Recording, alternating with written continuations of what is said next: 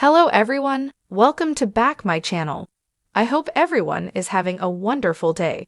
Before starting the video, please go ahead and hit the subscribe button. Sharon being locked up in a sewer had tension and promise in the beginning. Most were thrilled to see Cameron pop in for a round of snark, and speculation began about who would ultimately come to her rescue. Would it be Nick on his white horse, or would there be a twist and Phyllis would save the life of her nemesis? Instead, we got days of Sharon sipping on an endless bottle of PCP-laced water in what must be the warmest sewer in Wisconsin. If nothing else, the drugs explained Cameron's return. What defies explanation is this. Technicalities. Moving on, Sharon managed to get her hands, or feet as the case may be, on a pipe, because of course she did, and used it to break the padlock without hurting herself in the process. Impressive, but not as much fun as a showdown or a big rescue. That said, we may still get one as she passed out on the ground before she could get herself out of there. Let there be drama.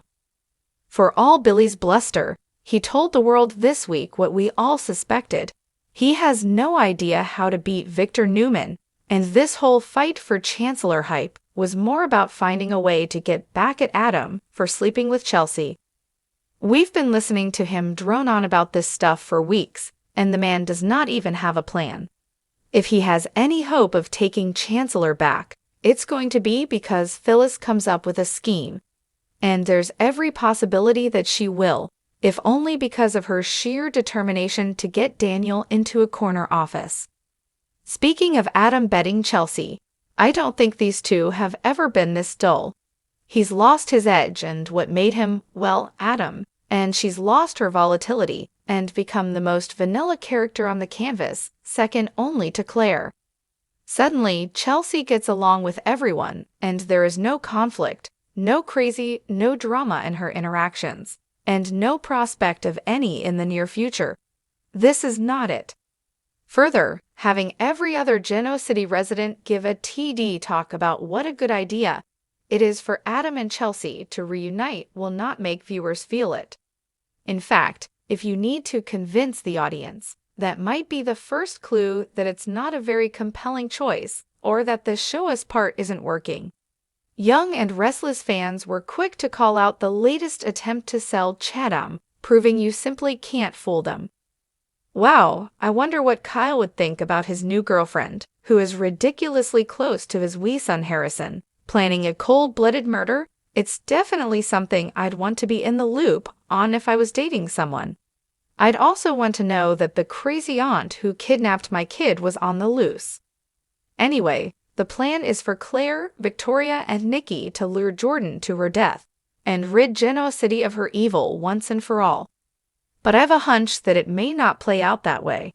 Jordan will die, or appear to die, but there are a whole lot of other people who might complete the job and save Claire the trouble.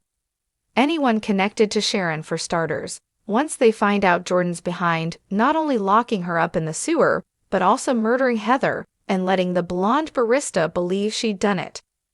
Alternatively, it might be a cool twist and a way to take out both of these villains in February sweeps if they set Ian up to kill Jordan, thus sending him back to prison. See a full list of possible suspects who might off Jordan in the photo gallery at the end of this column.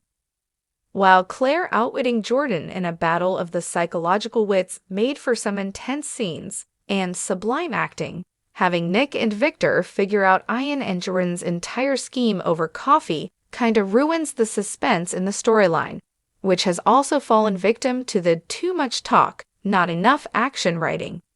The opinions expressed are my own. Please feel free to join the conversation about this week's Young and Restless in the comment section below.